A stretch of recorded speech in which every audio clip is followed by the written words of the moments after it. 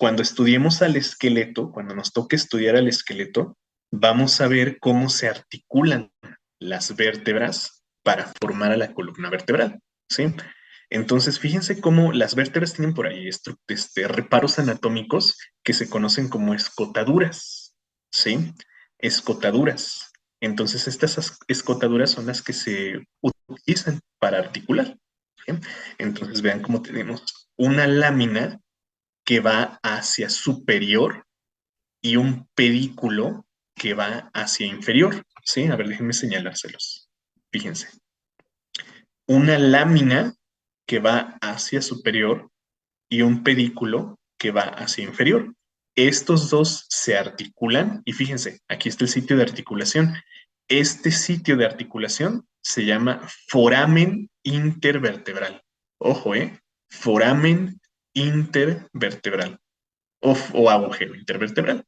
También vean cómo cuando una vértebra se articula con otra, está formando un canal o un túnel. ¿Por qué? Porque tenemos precisamente un orificio vertebral. Entonces, ¿qué va a pasar si yo pongo una vértebra sobre otra y otra y otra y otra? Pues se va a formar eso, un canal, un túnel, ¿sí? Y ese es ese es el canal vertebral que va a formar a la cavidad medular. Entonces, dentro de esa cavidad medular, nosotros vamos a encontrar a la médula espinal. ¿Sale? Ahí pequeño paréntesis, ¿de acuerdo? Entonces ahí está el canal medular o el conducto medular y aquí encontramos a la médula espinal. Entonces, ¿qué es la médula espinal? Otra vez, una masa de tejido nervioso que se va a extender desde el encéfalo, ¿sí? Hasta más o menos L1 y L2. Ahorita les digo a qué me refiero con eso de L1 y L2, ¿sí? Entonces, fíjense, la médula espinal está este, extendiéndose en el interior del conducto medular, dentro de nuestra columna vertebral. ¿Sale? Entonces ahí está. Esta es la médula espinal. Entonces la médula espinal va a tener por ahí una estructura bien interesante, siendo parte del sistema nervioso central, que también está cubierta por meninges, ¿sí? Vean que aquí podemos ver a la dura madre, aquí vemos al aracnoides y a la pia madre, ¿sí? Las mismas meninges que cubren al cerebro, ¿sí? Cubren también a la médula espinal. Entonces, esto es médula espinal y fíjense cómo de la médula espinal se proyectan estas fibras que son los nervios, ¿sí? Entonces, los nervios nacen de la médula espinal, ¿sí? Fíjense aquí podemos ver un corte transversal de la médula espinal y vemos su configuración interna. Entonces, también podemos ver cómo está cubierta por las mismas meninges. Bueno, a ver,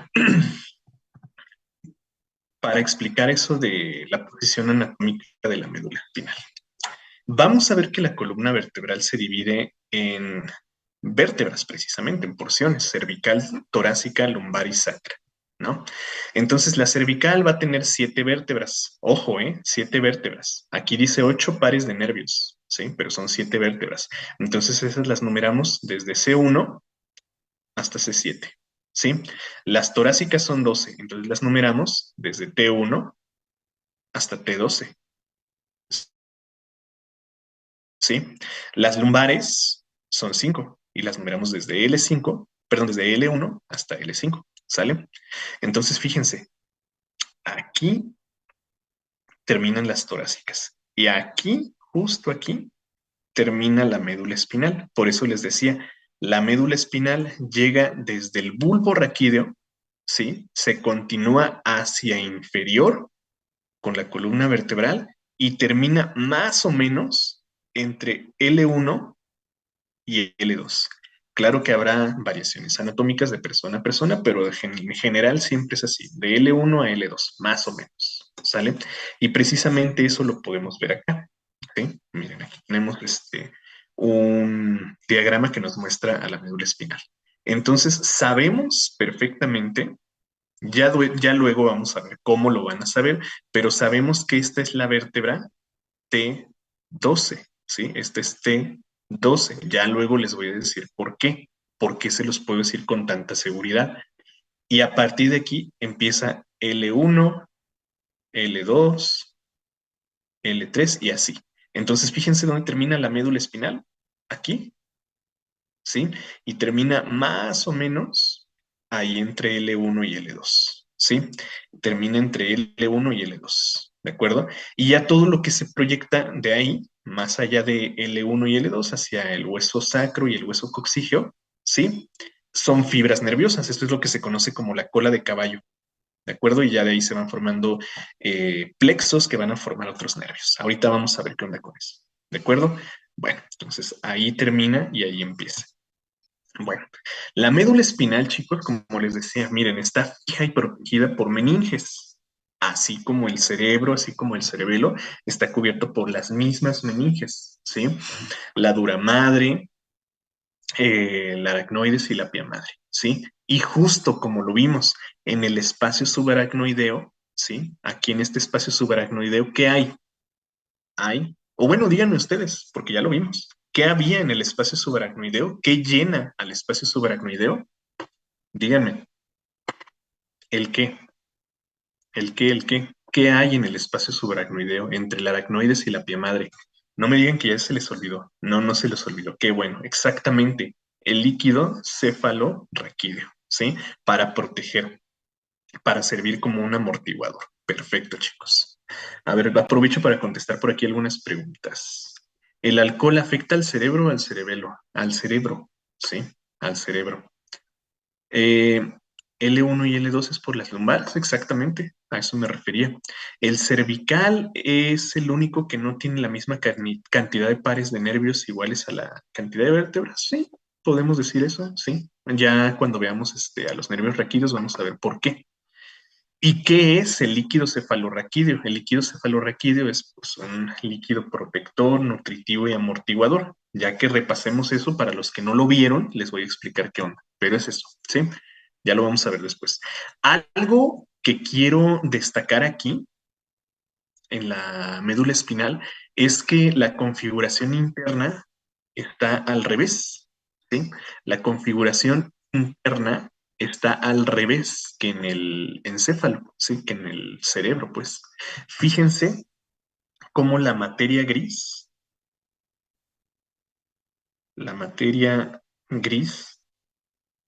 está en la parte más superficial, en la parte más externa, mientras, ay, perdón, blanca,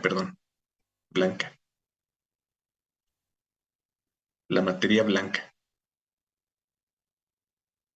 La materia blanca está en la parte más superficial y aquí la materia gris está en la parte más profunda, ¿sí? ¿Qué quiere decir esto? Que los axones son los que se van a proyectar hacia afuera y estos axones van a conectar con los somas que están ahora en la parte interna, ¿sí? Al revés que como lo que vimos en el encéfalo. ¿Por qué? Porque la función de la médula espinal va a ser proyectar o formar a los nervios raquídeos, ¿sí? Nervios raquídeos. Fíjense que de aquí están saliendo ramas, ¿sí? Fíjense, ahorita, bueno, vamos a aprovechar el siguiente diagrama para explicar eso. Bien. Materia blanca, materia gris, ¿sí? Estos son somas y estos son axones. Entonces, la médula espinal siempre, siempre, siempre va a tener por ahí dos ramas, o dos raíces, perdón, que van a formar un tronco, ¿sí? Dos raíces que forman un tronco. Ahorita lo vamos a ver con un poquito más de detalle, pero rápido se los platico. Dos ramas, ¿sí? Una posterior y una anterior. Fíjense, aquí esta es la visión, ay, perdón, posterior, ¿sí? Esta es la visión posterior y esta es la anterior, ¿sí? Entonces tenemos una raíz posterior y una raíz anterior, ¿sí? Algo que podemos destacar aquí es que la raíz anterior está formado por axones de neuronas sensitivas, ¿sí? De neuronas sensitivas. Y la raíz anterior está formada por neuronas motoras, ¿sí?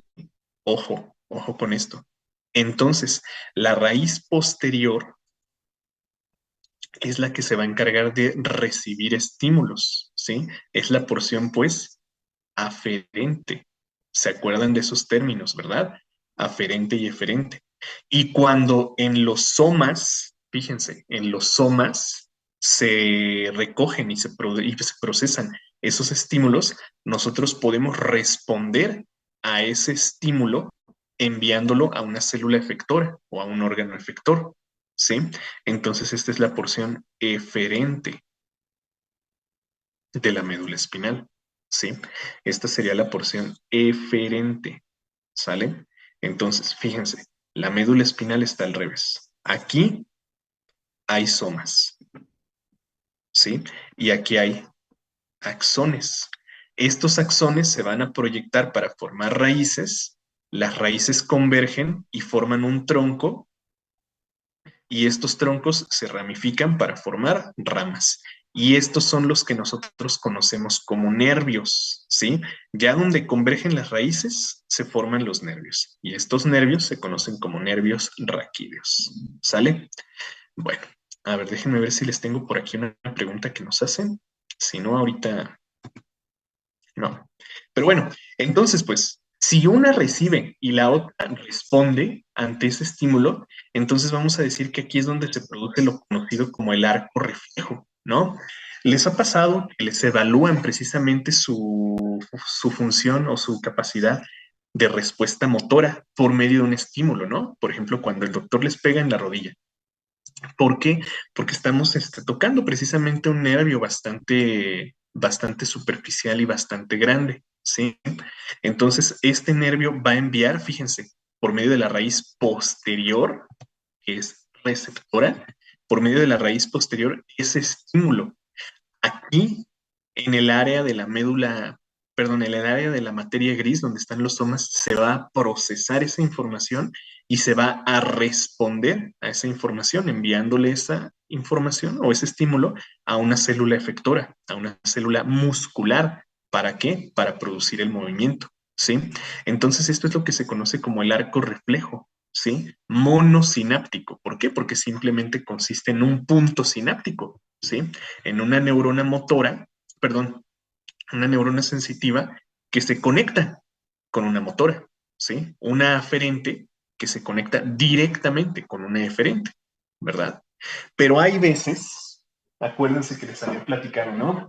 Hay veces que una neurona motora no está en un contacto directo con una motora, con una neurona sensitiva, ¿verdad? No están conectadas directamente. Entonces, ¿qué pasa ahí? Bueno, pues necesitamos una interneurona o una neurona internuncial que las conecte. Cuando el arco reflejo es polisináptico, es porque, fíjense, recibimos el estímulo, ¿sí? Viaja por la raíz posterior y llega a la materia gris, donde están los somas, ¿sí? Pero los somas no están conectados, fíjense, no están conectados con los somas de una neurona motora, ¿sale? Entonces, ¿qué necesitamos? Una interneurona que conecte estas dos, por eso se llama polisináptico, porque van a estar participando varias neuronas, no solamente una aferente y una eferente. ¿Sí me explico? Bueno, y todos pegándose en la rodilla. Sí, eso es lo que se conoce pues como arco reflejo. Y me parece, sí, esta es otra pregunta que les hacen en el examen de admisión, ¿no? Nos ponen, ¿cuál es el órgano del sistema nervioso encargado de controlar los reflejos? Encargado de controlar los reflejos, pues, ¿qué estamos viendo? La médula espinal, ¿sí? Entonces ya vimos, ¿no? Hace un momento, ya vimos que el cerebro se encarga de, bueno, de acuerdo pues a lo que nos preguntan en el examen, de movimientos instintivos, ¿sí? El cerebelo de movimientos finos y la médula espinal de reflejos, ¿sí? Se los aclaro, chicos, porque son preguntas que nos hacen bien recurrentemente en el examen de admisión. Entonces recuerden que con el instinto relacionamos al cerebro. Con movimientos finos o coordinación, pues, al cerebelo, ¿sí? Y con los reflejos a la médula espinal, ¿de acuerdo? Entonces, todos tenemos clara esta respuesta, chicos, o sea, todos la pudieron contestar, ¿verdad? Nadie dudó en esta respuesta, todos estamos de acuerdo en que es la médula espinal, ¿sí o no? No me vayan a hacer llorar. ¿Sí? Ok. Bueno, ¿por qué cuando te pegas en el codo ves borroso? De hecho, ahorita vamos a platicar de eso, ¿sí? Ahorita les voy a platicar de ese nervio. Ok. Decir neurona sensitiva se refiere a muchas, ¿verdad? No, no, no, no, no, no. Decir neurona sensitiva se refiere a una sola. Ahora, si hablamos de una raíz, ojo, de una raíz, ahí sí nos referimos a muchas, porque aquí vamos a ver que hay muchos axones que vienen de muchas neuronas, ¿sí? Entonces, neurona aferente se refiere, pues, como lo dice su nombre, a una sola neurona, pero todas estas estructuras macroscópicas, porque esto lo podemos ver de manera macroscópica, ¿eh? Por ejemplo, en esta. Todas estas estructuras, esta estructura macroscópica, estas dos raíces, este tronco y los nervios que se proyectan de ahí, ya sí corresponden a una gran cantidad de axones, de neuronas, pues, ¿de acuerdo? Bueno, ok, entonces ahí está. Grábense esta pregunta porque la ponen en... Y bueno, aquí hay otra, a ver, ¿cuál de los siguientes es una estructura del sistema nervioso central? ¿Nervio craneal, médula espinal o nefrona? ¿Cuál será la respuesta, chicos? A ver, no se me vayan a hacer bolas, ¿eh?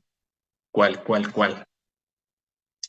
Exacto, los que me están contestando por el chat, correcto. Sí, sería médula espinal, ¿sí? Nervio craneal, vamos a ver que un nervio, todo lo que es nervio, es parte del sistema nervioso periférico.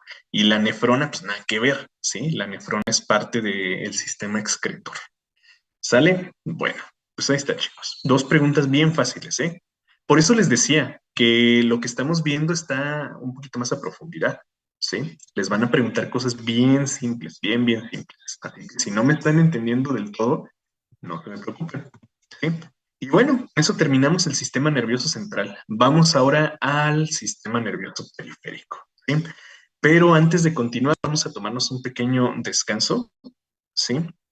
Unos 5 minutillos para, pues para que vayan a tomar agua o vayan al baño o lo que sea que necesiten, ¿sí? O si alcanzan, vayan a comprarse un elote y me traen, ¿sale? Bueno, 5 minutillos, chicos, y ahorita continuamos.